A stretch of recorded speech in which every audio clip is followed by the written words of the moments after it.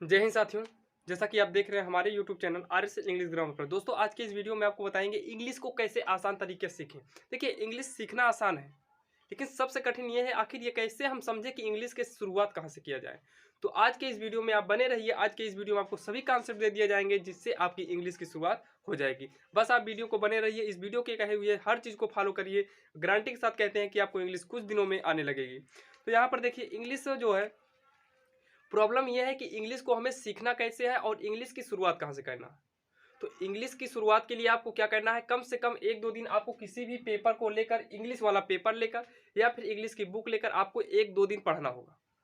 आपको कोई भी काम नहीं करना है, 1-2 दिन तक कम से कम इंग्लिश की बुक लीजिए और उस इंग्लिश में लिखे हुए अक्षर को आप पहचानिए और पढ़िए।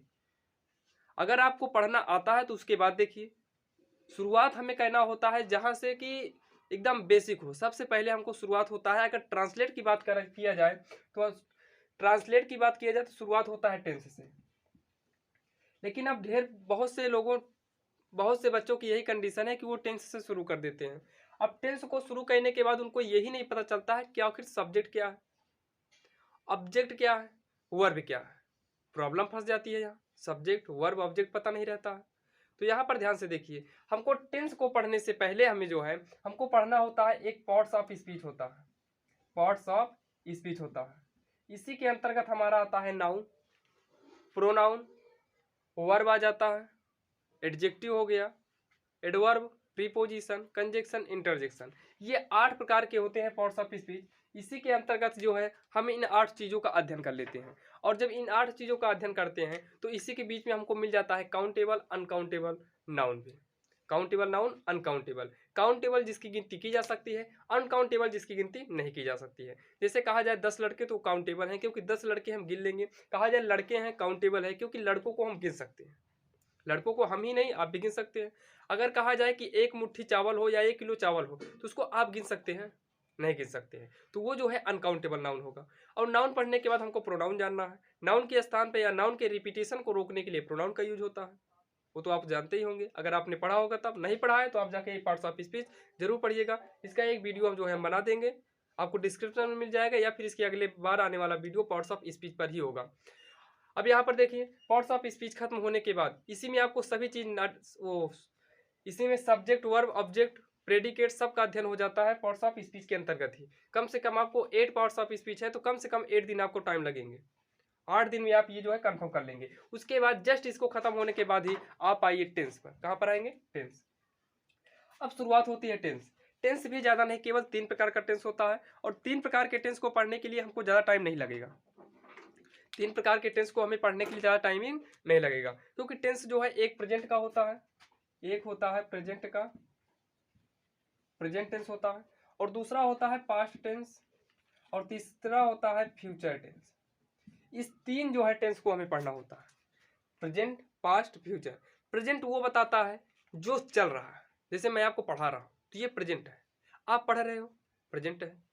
आप हमारे वीडियो को सब्सक्राइब कर लिया लिया है तो ये कहाँ चला गया? प्रेजेंट से बाहर चला गया। प्रेजेंट में ही आपने हमारा चैनल सब्सक्राइब कर लिया है तो आया, प्रेजेंट टेंस ही है।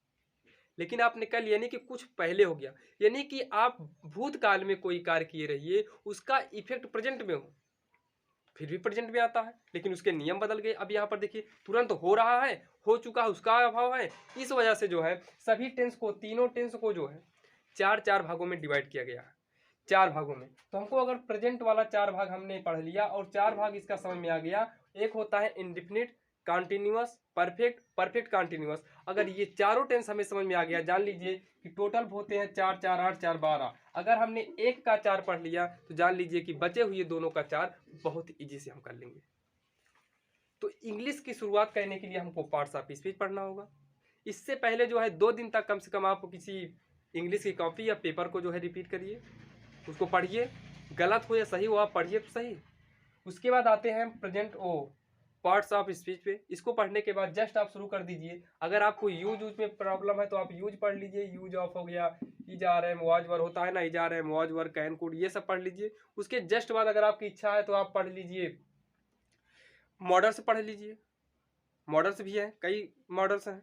मॉडल्स को पढ़ने के बाद जब आपका यूज खत्म हो जाए, बिट बीन ये सब पढ़ने के बाद जब खत्म हो जाए यूज, तब आइए टेंस पर। और टेंस की शुरुआत आप मेहनत और लगन से करिए, कम से कम 10 दिन में आप टेंस सीख जाएंगे। 2 दिन लगा टाइम उधर आपको इंग्लिश रिपीट करने में, 8 दिन का टाइम यहाँ लगेगा, 2 दिन का कम से कम यहाँ, तो 2 8 10 2 12 दिन का टाइम ही लगेगा, 12 दिन का। और ज़्यादा ज़्यादा आप कितना भी कोशिश करेंगे तो 12 ही दिन में अगर आपका ये भी कंप्लीट होगा, 12 दिन में 24, यानी कि लगभग 25 दिन 25 डेज इंग्लिश आपकी स्ट्रांग हो जाएगी। ज़्यादा नहीं, 25 दिन। आज तक की ज़िंदगी के इतने दिन आपने गंवा दिया, तो 25 दिन और मेहनत करके देखिए, इंग्लिश जो है आप इतने आसान से सीख जाओगे ना। इंग्लिश से आसान कोई सब्जेक्ट नहीं है, बस सदे आपको समझ में आना चाहिए, आपके माइंड में इसका सभी कॉन्सेप्ट घुसना चाहिए। एक बार इसका कॉन्सेप्ट आपके माइंड में चला गया ना, तो आपको इंग्लिश बहुत ही आसान हो जाएगी। तो मिलते हैं अब आपको नेक्स्ट वीडियो में, तब तक के लिए जय हिंद।